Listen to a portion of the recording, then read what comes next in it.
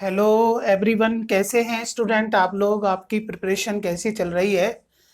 और आज जो मेरा टॉपिक है वो आगे 10+2 का ही लेक्चर है, पोस्ट पॉलिनेशन इवेंट।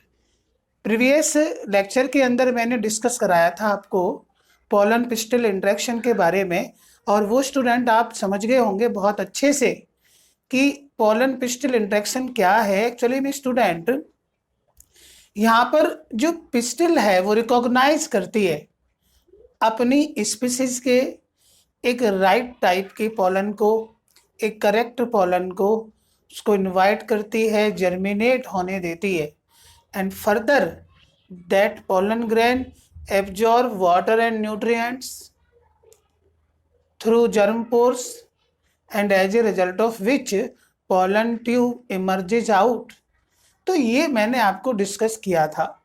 तो पॉलन पिस्टल इंटरेक्शन में जो फिनोमेना मैंने डिस्कस किया था आपको, पूरा इवेंट्स मीन्स स्टिग्मा पर पोलन ग्रेन का आना, स्टिग्मा के थ्रू उसका उनको रिकॉग्नाइज करना कि राइट टाइप का पोलन ग्रेन है, उसी को हम कॉम्पैटिबल पोलन ग्रेन बोलते हैं, जिसको स्टिग्मा ने सेलेक्ट कर लिया है।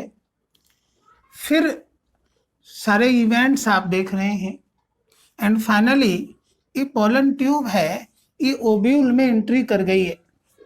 तो ऑल दोज इवेंट्स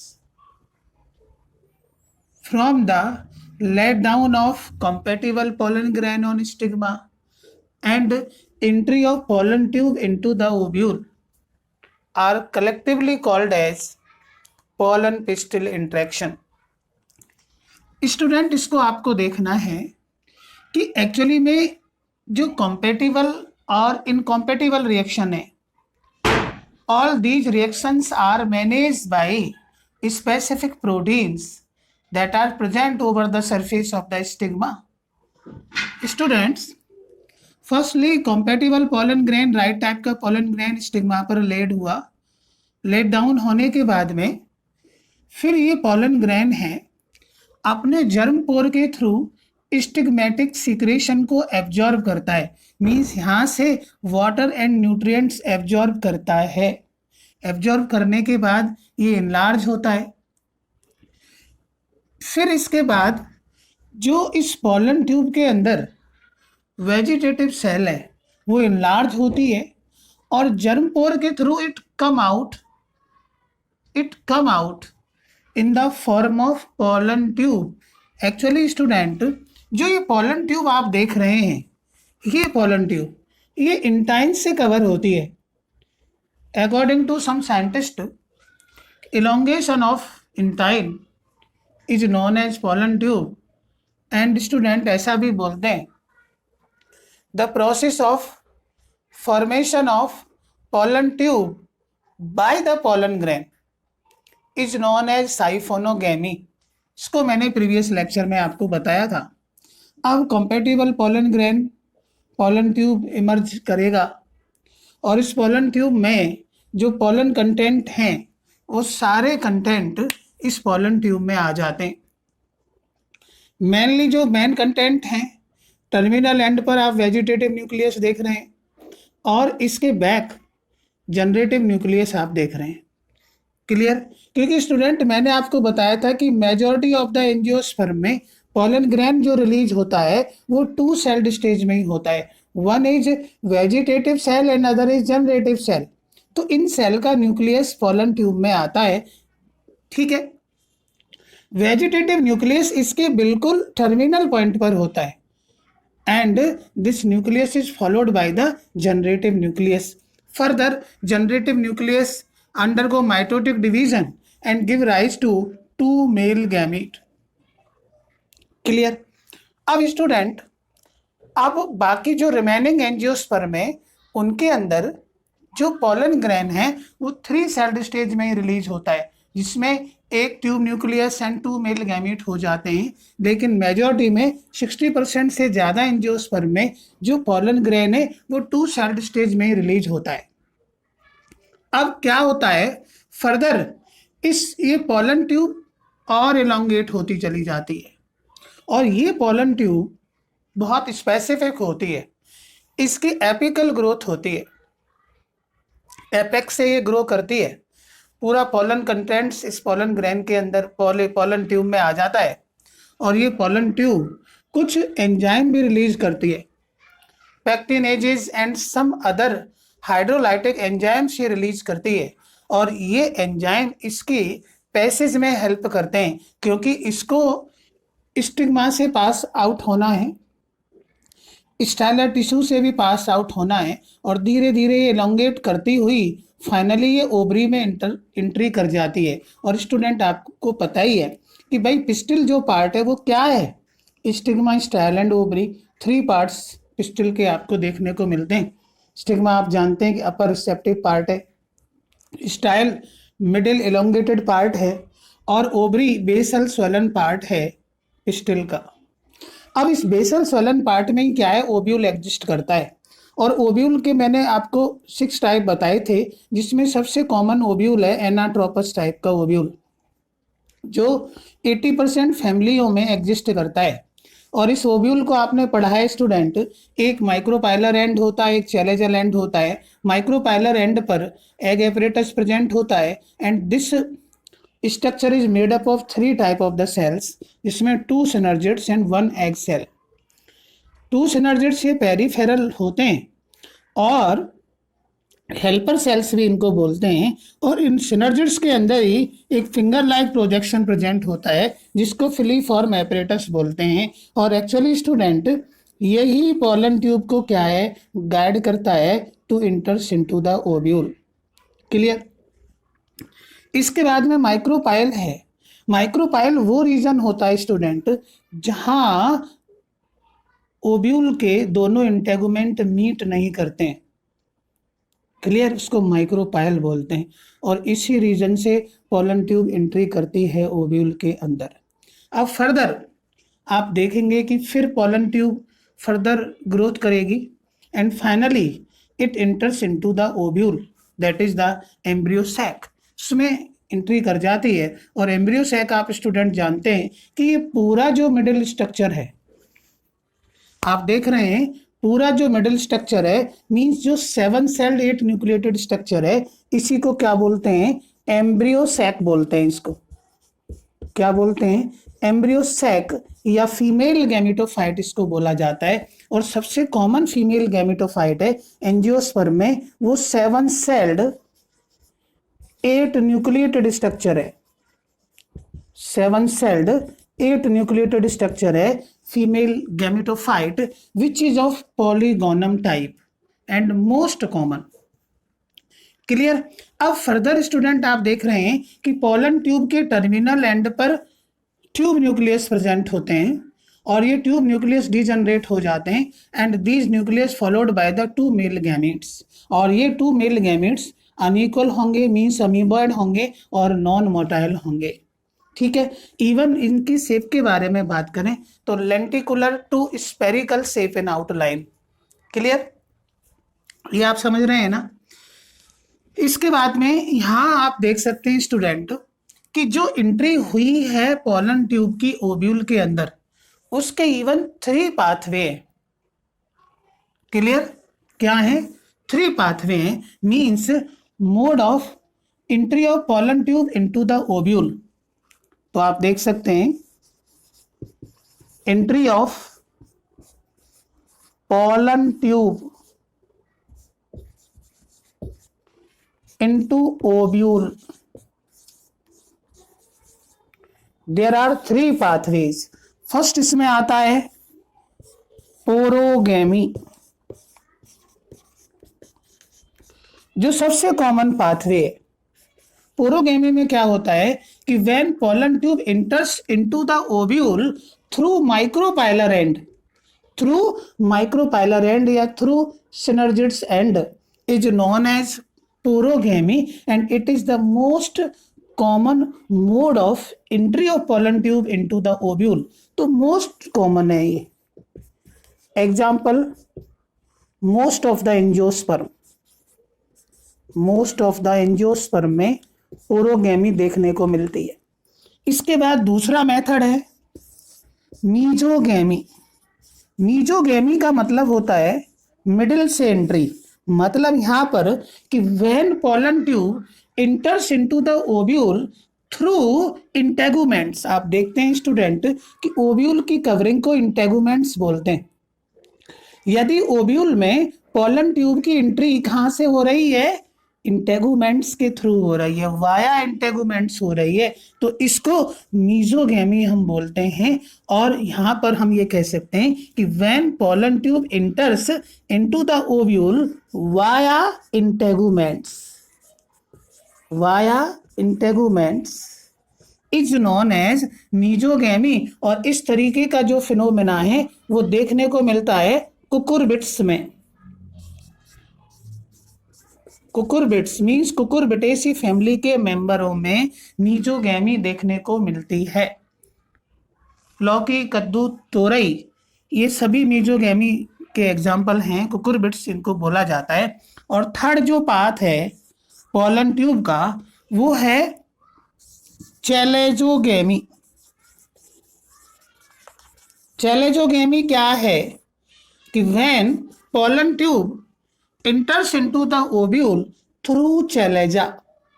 चैलेजा के थ्रू जो पोलन ट्यूब एंट्री करती है ओव्यूल के अंदर तो उसको चैलेजोगैमी बोलते हैं।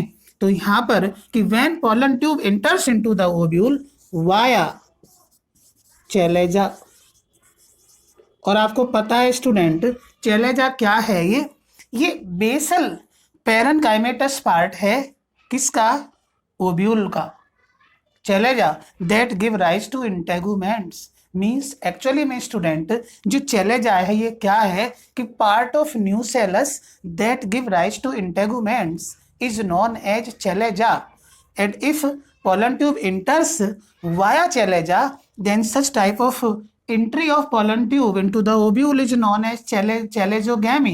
And this type of entry best seen in the case of casuarina. Casuarina के अंदर देखने को मिलती है। और कैजुराइना हम झाऊ को बोलते हैं, झाऊ प्लांट। क्लियर, आप मेरी बात समझ रहे हैं। तो all those events from landing of compatible pollen grain into the stigma up to the entry of pollen tube into the ovule come under pollen pistil interaction and subheadings that is post pollination events। और actually में आप ये कह सकते हैं student कि post pollination events leads to fertilization, leads to fertilization।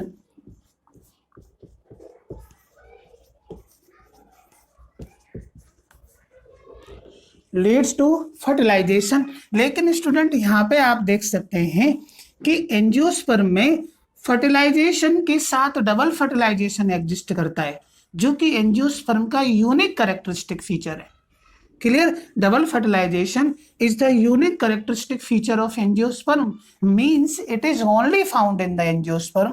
Other किसी भी प्लांट ग्रुप में डबल फर्टिलाइजेशन एग्जिस्ट नहीं करता है, केवल डबल फर्टिलाइजेशन एंजियोस्पर्म में ही एग्जिस्ट करता है। आप अच्छे से समझ सकते हैं। अब एक बात और आप ध्यान से थोड़ा सा सुन लीजिए, मैं जल्दी से आपको बता देता हूं। देखिए स्टूडेंट, ये तो आपको पता है कि ये ओव्यूल है और ओव्यूल के दो एंड होते हैं, एक माइक्रोपैलर एंड एक चैलेजल एंड। क्लियर, और इस ओव्यूल के मिडिल में ये क्या है, embryo sac, that is the 7 celled एक न्यूक्लियोटाइड स्ट्रक्चर सॉरी, जिसको हम फीमेल गैमेटोफाइट भी बोलते हैं। क्लियर, अब यहां पर आप देख सकते हैं कि इस ओव्यूल में माइक्रोपैलर एंड पर एग एपरेटस प्रेजेंट होता है, that is made up of 2 synergids and 1 egg cell. And central में 2 पोलर न्यूक्लियाई होते हैं। ये सेंट्रल सेल होती है एम्ब्रियो सैक की, जो सबसे लार्जेस्ट सेल है, इसमें 2 पोलर न्यूक्लियाई एग्जिस्ट करते हैं। इसके बाद अदर एंड पर, चैलेजल एंड पर 3 एंटीपोडल सेल्स होती हैं। इवन क्या है स्टूडेंट, ये दोनों ही सिनर्जिड्स और एंटीपोडल सेल डिजनरेट हो जाती हैं आफ्टर फर्टिलाइजेशन। दोबारा से आप सुनिए इसको।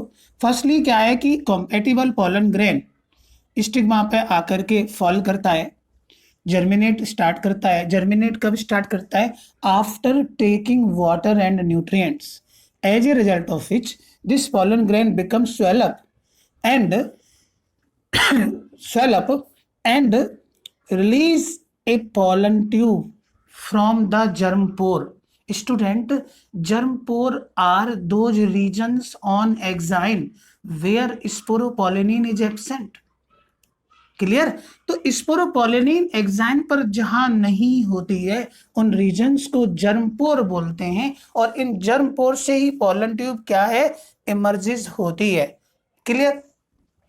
अब ये पॉलन ट्यूब यहाँ पे आ गई, और इस पॉलन ट्यूब की फॉर्मेशन को साइफोनोगेमी बोलते हैं, और this pollen tube contain all the contents of the pollen grain, especially vegetative nucleus and generative nucleus, and further this pollen tube elongated and enters into the ovule. अब यहाँ पर elongation से पहले क्या है कि यदि पॉलन ट्यूब 2 सेल्ड स्टेज में हो रहा है तो ये 2 सेल यहाँ पे मिलती हैं। क्लियर? और यदि 2 सेल एग्जिस्ट करती हैं तो जो जनरेटिव न्यूक्लियस है ये फर्दर माइटोटिकली डिवाइड करके 2 मेल गैमीट फॉर्म करता है। क्लियर? और ये 3 सेल्ड यहाँ पे स्ट्रक्चर बन जाता है, और इसको एक्चुअली में क्या है स्टूडेंट, एक टर्म आती है कि well developed male gametophyte in angiosperm. तो well developed male gametophyte angiosperm में क्या है?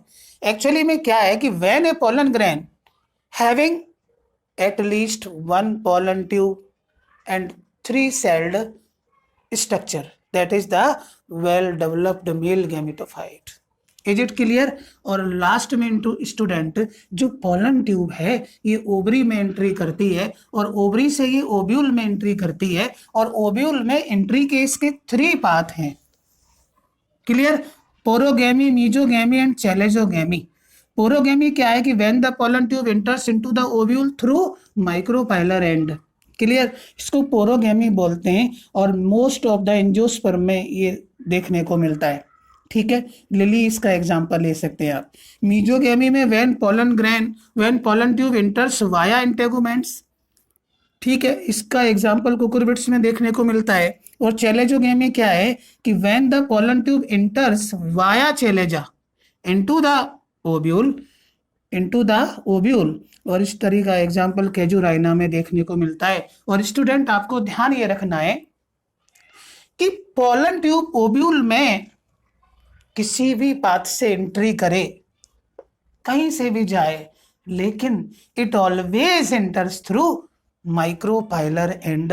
माइक्रोपाइलर एंड से ही एंट्री करती है पोलन ट्यूब ओब्यूल के अंदर। मीन्स आप ये कह सकते हैं कि whatever the path followed by the pollen tube to enters into the ovule, it always enters through micropylar end. हमेशा माइक्रोपाइलर एंड के थ्रू एंट्री करती है, क्योंकि माइक्रोपाइलर एंड पर सिनर्जिड्स जो होती हैं, जिनमें से एक सिनर्जिड डिजनरेट हो जाती है पोलन ट्यूब को पैसेज देने के लिए, पाथ देने के लिए, और ओब्यूल में एंट्री करने के लिए। और इस सिनर्जिड्स में फिलीफॉर्म एपरेटस प्रेजेंट होता है, और इस फिलीफॉर्म एपरेटस में ही कैल्शियम आयन की कंसंट्रेशन होती है, जिसकी तरफ क्या है पोलन ट्यूब अट्रैक्ट होती है। और इस तरीके के अट्रैक्शन को हम कीमोट्रॉपिक मूवमेंट बोलते हैं। स्टूडेंट एक बात और आप यहाँ पे ध्यान रख सकते हैं कि पोलन ट्यूब जो ट्रेवल कर रही है, क्लियर, तो वो इंटरसेल्यूलरली और कीमोट्रॉपिकली यहाँ पे ट्रेवल कर रही है। ठीक है, इंटरसेल्यूलरली बिटवीन द सेल्स से होते हुए जा रही है, विद इन द सेल से होते हुए पोलन ट्यूब नहीं जाती है, ना स्टेमेटिक टिश्यू में और ना स्टाइलर टिश्यू में। इवन क्या है कि कुछ फ्लावरिंग प्लांट्स की जो स्टाइल है वो क्या है, सॉलिड होती है।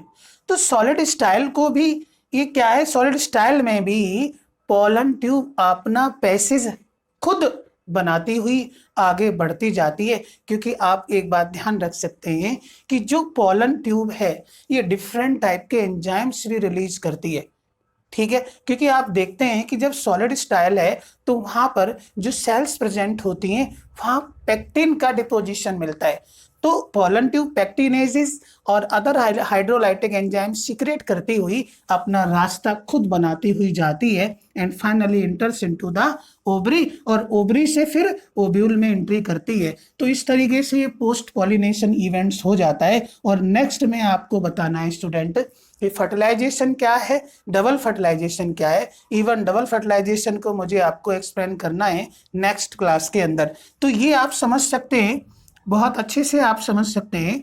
और स्टूडेंट आपको मेरा यदि लेक्चर अच्छा लगता है तो आप मेरे इस चैनल को, बॉटनी सागर के नाम से चैनल है, इसको आप लाइक करें, सब्सक्राइब करें, शेयर करें, पढ़ते रहे आप बहुत अच्छे से, यही मेरा आप लोगों से कहना है। और अब आप 2021 में आपका नीट एग्जाम है, उसकी प्रिपरेशन में आप अभी से आप तैयार हो जाइए, लग जाइए बस, तब जाके आपको सक्सेस मिलेगी और 100% मिलेगी student. All the best student, see you again.